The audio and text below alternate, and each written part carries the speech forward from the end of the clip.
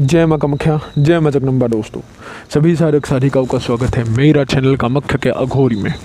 दोस्तों आज मैं आप लोगों को कोई साधना बताने नहीं वाला हूँ। आज मैं आप लोगों को जानकारी देने वाला हूँ दो शक्ति के बीच। इसमें बहुत सारे लोगों ने मेरे को सवाल किया है, वो दोनों शक्ति है क्या? जिन्नात और हमजाद है। जिसमें लोगों ने मेरे को बोला कि किसी को पता है कि हमजाद क्या है क्या नहीं है। किसी ने बोला कि गुरुजी हमजाद जो है वो छाया पुरुषी है, तो छाया के ऊपर ही क्रिया होता है। जिन्नात कहाँ से पैदा है, कैसे हुआ है उत्पत्ति, तो ये कारण लोगों को कुछ पता है, कुछ लोगों को पता नहीं है। तो आज मैं आप लोगों को इन दोनों शक्तियों का उत्पत्ति का कारण और कैसे उत्पत्ति हुआ, कौन से तत्व से हुआ, कैसे इनका साधन होता है, तो ये जानकारी मैं आज आप लोगों को दूंगा। सबसे पहले बात करते हैं कि जिन्नात क्या है। जिन्नात वो जीव है जिसको भगवान ने इंसानों से पहले ही बनाया था, जिसको एक ऐसा आँख से बनाया था जिसका थुआ ना हो, जो इंसानी आँख ना देख सके, जब तक वो खुद को जाहिर ना करे। वो जीव है, वो इंसानों की तरह ही, हमारी तरह ही होते हैं, बस उसके अंदर बहुत सारे मायावी जादुई शक्तियाँ होता है, जिसके ज़रिए इंसान जो कर्म को नहीं कर सकता उस कर्म को वो कर सकता है बेहद आसानी से। 100 लोग मिलकर जो काम नहीं कर सकता वो एक जिन्नात कर सकता है। कई लोग बोलते हैं कि एक जिन्नात के अंदर 100 भूत प्रेतों की शक्ति होता है। कुछ हदों के हिसाब से बताया जाए तो सत्य है, और कुछ हदों के हिसाब से बताया जाए तो असत्य भी है। क्योंकि जिन्नात जो होते हैं वो अपने शक्ति को अलग अलग जात के हिसाब से होते हैं। उसका जो शक्तियाँ होता है वो 6 जातों में है, वो 6 जातों के हिसाब से उसके हिसाब से होता है। जो उसका शक्ति सबसे ताकतवर होता है मरीद। और जिन्नात जो आँख से बना होता है वो होता है आपका असस्ताम। वो आँख जो खुले आँखों से नहीं देख सकता जब तक वो खुद को जाहिर ना करे। अभी बताता हूँ कि जिन्नात क्या शादी कर सकता है। जी बिल्कुल, अगर जिन्नात चाहे तो वो शादी कर सकता है, और शादी भी उन लोगों के बीच होते हैं और उन लोगों के बच्चे भी होते हैं। और कई जो जिन्नात होते हैं वो हम जो आदम होते हैं, जो इंसान होते हैं, इंसानों के साथ भी निकाह किया है। क्योंकि हमारे पास में ही एक गांव है जहाँ पे यहाँ पे एक औरत को एक जिन्नात महीने में सिर्फ 2 दिनों के लिए घर में छोड़कर जाता है। वो अपने बच्चों को देखता है, उसके बाद फिर से वो अपने दुनिया में लेकर जाते हैं, और उसके साथ उसका बच्चा भी है। तो जिन्नातों के दरमियान शादी भी होता है, उसका बच्चा भी होता है। अभी बताते हैं आप लोगों को कि जिन्नात का शक्ति किस हद तक है। जिन्नात का शक्ति जो होता है ये अपने शक्ति के ज़रिए बहुत सारे ऐसे कारनामे कर सकता है, ऐसा चीज़ कर सकता है जो हम आसानी से नहीं कर सकते, जो 100 लोग मिलकर नहीं कर सकते। जैसे जिन्नात के ज़रिए आप कोई भी वस्तु उठाकर ला सकते हो, कोई भी कार्य को बेहद आसानी से कर सकते हो, किसी के बारे में जानकारी ले सकते हो। उसका शक्ति इतना होता है कि बिजली के रफ्तार के हिसाब से वो जाता है। जिसका 2 पंख होता है उसके हिसाब से वो उड़कर एक स्थान से दूसरे स्थान वो पहुंच सकता है मिनटों के अंदर। अभी बताते हैं कि जिन्नात में क्या इतना शक्ति होता है कि कोई वस्तु को उठाकर ले जाए। इसमें दोस्तों एक गुण होता है जिन्नात के अंदर, जिसको बोला गया है तिलस्मी शक्ति। तिलस्मी शक्ति जिस जिन्नात के अंदर होगा वही जिन्नात कोई भी वस्तु को आपको लाकर दे सकता है, या फिर कहीं पे भी आपको ले जा सकता है। अगर तिलस्मी शक्ति हुआ तो एक इंसान को भी दूसरे स्थान तक पहुंचा सकता है, कोई दिक्कत भारी बात नहीं है। लेकिन अगर उस जिन्नात के अंदर तिलस्मी शक्ति ना हुआ तो वो उस वस्तु को उठाकर लाके देने में या फिर ले जाने में सक्षम नहीं होते हैं। ये आप लोग हमेशा याद रखना। तो अगर कोई बताते हैं कि ये इस चीज़ को उठाकर ले सकता है या फिर नहीं ये जिन्नात, तो समझना अगर नहीं हुआ तो उसमें तिलस्मी शक्ति नहीं है। अगर वो कर सकता है तो तिलस्मी शक्ति है। जिन्नात कोई भी रूप धारण कर सकता है। अक्सर जिन्नात कौन से रूपों में आते हैं? अक्सर जिन्नात कोई भी एक वृद्ध इंसान के शक्ल में आते हैं, या फिर कोई मुसलमानी नौजवान की शक्ल में, उसके बाद कोई काला कुत्ते के रूप में, काले बिल्ली के रूप में, कोई बाघ के शक्ल में, कोई काला जानवर के शक्ल में, लेकिन उसका शक्ल आपको नज़र नहीं आएगा, बस काला सा परछाई होगा। तो ऐसे होते हैं।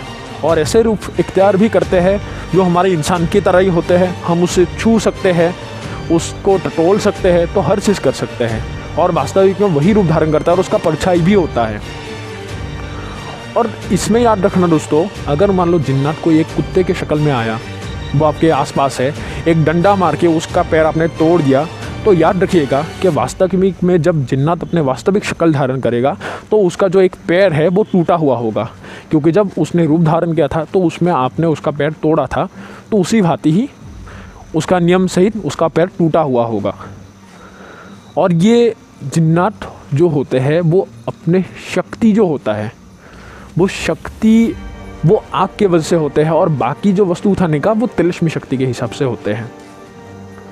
अगर कोई साधक उसको बुलाते हैं तो उसका अमल होता है, साधना होता है, जैसे 11 दिन, किसी का 9 दिन, किसी का 41 दिन, किसी का 82 दिन, किसी का 120 दिन, 23 दिन, इतने दिन तक चले जाते हैं। और अक्सर क्या होता है कि जिन्नात के साधन में जो भी इंसान हवन करते हैं या फिर कोई हवन के जरिए बुला रहे उसको, तो उसमें अगर नमक का आहुति करता है तो वो जिन्नात उसमें खुश होकर आते हैं, ये उसका नियम है। अभी बताते हैं कि जिन्नात का पसंदीदा भोजन क्या है। भोजन इसमें वो मिठाई पसंद करता है, इसमें मांस पसंद करता है। उसके बाद अगर तामसिक हुआ या फिर सिफली जिन्नात हुआ, बुरे हुआ, तो वो औरतों के साथ रहना पसंद करता है, संभोग वगैरह इन सभी में से अपना रुचि रखता है। लेकिन अगर पाकसाद जिन्नात हुआ तो ये तामसिक भोजन को पसंद नहीं करते, भगवान का इबादत करता है, वो कहीं पे भी मंदिर मस्जिद में आ सकता है। अगर सिफली हुआ तो वो हर जगह में मंदिर मस्जिद में नहीं आ सकता।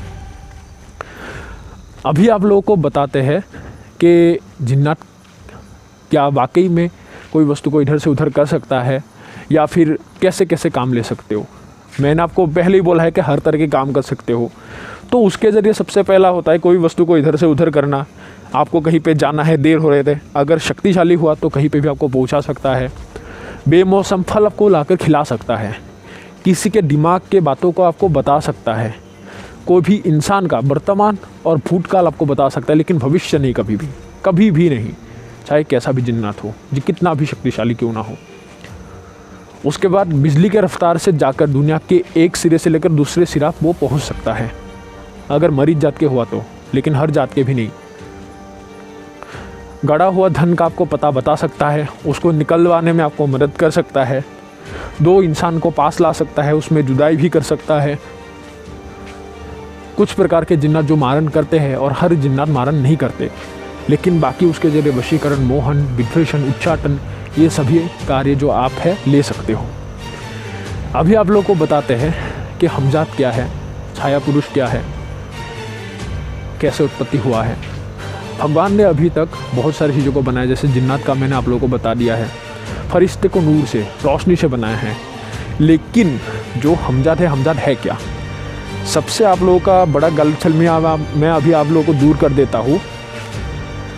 छाया पुरुष जो होता है, हमारे हिंदू पद्धति से अपने छाया के ऊपर साधन किया गया पद्धति है, जिसमें छाया पुरुष का अर्थ है आपके परछाई, आप ही हो, आपका अंश है।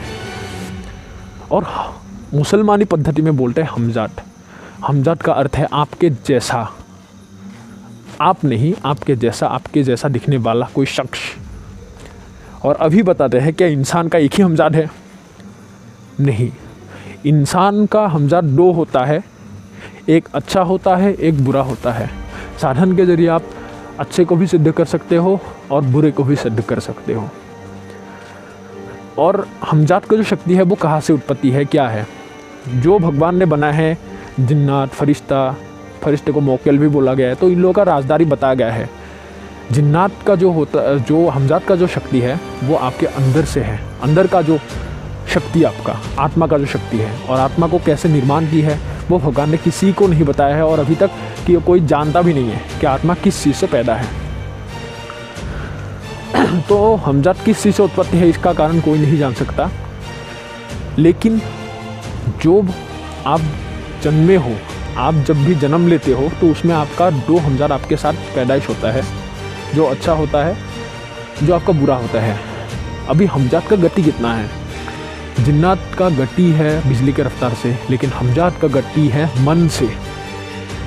और कई बार क्या होता है कि हमजात का जो शक्ति होता है वो फरिश्ते से भी ऊपर होता है। कभी कभार मुक्केल जो फरिश्ता होता है उससे भी बड़ा बड़ा काम करके दिखाते हैं हमजात। अगर कोई मुर्दे का हमजात जगाते हो तो इसमें इतना शक्ति नहीं होता, लेकिन अगर खुद के हमजात को आप सिद्ध करते हो और इसमें जो उसका शक्ति है वो दर्जा के हिसाब से होता है, पहला, दूसरा, अव्वल दर्जा अर्थात आखिरी दर्जा। तो ये दर्जे के हिसाब से उसका शक्ति होता है। अगर तीसरे दर्जे का हुआ हमजात तो कोई भी वस्तु लाकर आपको दे सकता है, जैसा भी वजनदार हो। अगर आप बोलोगे कि घर को उठा लाओ तो घर को भी उठाने में वो सक्षम होता है, इतना शक्तिशाली होता है हमजात। हमजात का जो कार्य होता है वो कैसा होता है, अभी जिन्नात जैसे रूप बदल सकता है, क्या वाकई में हमजात बदल सकता है? जी बिल्कुल, हमजात भी बदल सकता है। जिन्नात का मान लो कुछ सीमित होते हैं रूप, जैसे वो 100 रूप धारण कर सकता है, लेकिन अगर हमजात का बोले तो कोई भी वस्तु का रूप धारण कर सकता है।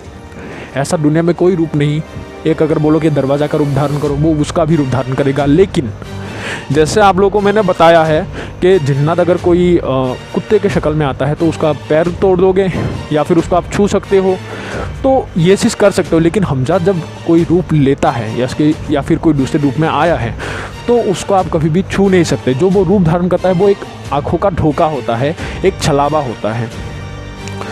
और जब कोई साधक हमजात को सिद्ध करता है तो हमजात को सिद्ध करने के बाद जब उसको कुछ काम के लिए आदेश दिया जाता है तो वो आदेश जैसे ही देने के बाद वो चला गया तो आपका परछाई उस समय में गायब हो जाएगा। अभी आप सोचोगे क्यों? क्योंकि आपके परछाई को आपने सिद्ध करके आदेश दिया है तो परछाई ही तो जाएगा। तो परछाई जाने के आपके पास आपका जो परछाई वो दिखेगा नहीं किसी को, तो वो आपके काम के लिए निकल जाएगा। अभी बताते हैं कि हमजात के ज़रिए आप कैसा कैसा काम कर सकते हो। हमजात के ज़रिए आप ऐसा कोई काम नहीं जो आप ना कर सको। ये मन की गति से काम करता है। मन से जैसे भी सोचते हो कि ये जगह में यहाँ पे हो तो वो उसी समय उस जगह में पहुँच सकता है। जिन, परी, इन सभी से, भूत प्रेत पिशाच से कई हज़ार गुना शक्तिशाली होता है हमजात, जो एक समय फरिश्ते से भी ऊपर बड़े काम करके दिखाते हैं हमजात। अभी बताते हैं कि आप लोगों के हमजात के ज़रिए कैसा कैसा काम ले सकते हो। हमजात के ज़रिए दोस्तों आप सबसे पहला काम कर सकते हो कि कोई भी इंसान का कैसा भी हो उसका भूत, भविष्य, वर्तमान तीनों कालों का ज्ञान आपको बता सकता है, कोई भी काल का ज्ञान। और त्रिकालदर्शी का हिसाब से बोलते हैं कि तीनों कालों का ज्ञान रखने वाला शक्ति क्या है, जैसे पंचांगुलिनी देवी है, उसके बाद बेताल है, उसके बाद होता है हमजात, जो आपको तीनों कालों का आताल से लेकर पाताल तक ज्ञान आपको ला कर देगा। कोई इंसान सामने आया है, आपके पास हमजात है, मन से आदेश किया कि इंसान कहाँ से आया है, क्या नाम है, तो आपको हर चीज़ उसका छिट्टा खट्टा खोल के बता सकता है।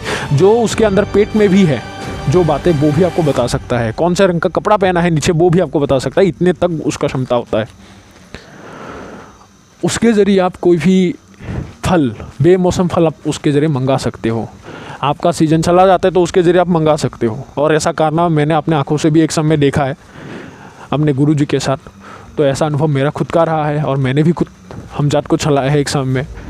तो खैर ये जब छोड़ो, अभी आप लोगों को बताता हूँ कि और क्या क्या काम कर सकते हो। कोई भी इंसान के दिमाग के बातों को पलटा सकते हो, किसी को वश में कर सकते हो, लेकिन किसी का मारण नहीं करेगा। अगर भारी शत्रु हुआ तो उससे रक्षा कैसे करना है तो वो आपका कर देगा। कोई भी हिंसक पशु आपके सामने आया तो उसको वो उसी समय मार डालेगा, आपको एक तिनके के बराबर नुकसान भी होने नहीं देगा। गड़ा हुआ धन तक कोई भी वस्तु आप उसके ज़रिए उठा सकते हो, उसका जानकारी ले सकते हो। वो वस्तु दुनिया के किसी भी कोने में होगा, वो आपको उसी समय आकर बता देगा कि वस्तु कहाँ पे है, कैसे मिलेगा, कैसे उस तक पहुँचा जाएगा। उसके बाद कोई भी वस्तु उठाना है, लोग बोलते हैं कि कूडाउन सेटिंग, ये सेटिंग, वो सेटिंग, हर चीज़ कर सकते हो। ऐसा कोई भी काम नहीं है जो हमजात ना कर सके। और अक्सर लोग बताते हैं कि हमजात के साधना कितने दिन के होते हैं। हमजात के जो साधना होते हैं इसमें दिन होते हैं, जैसे 21 दिन, 11 दिन, 41 दिन।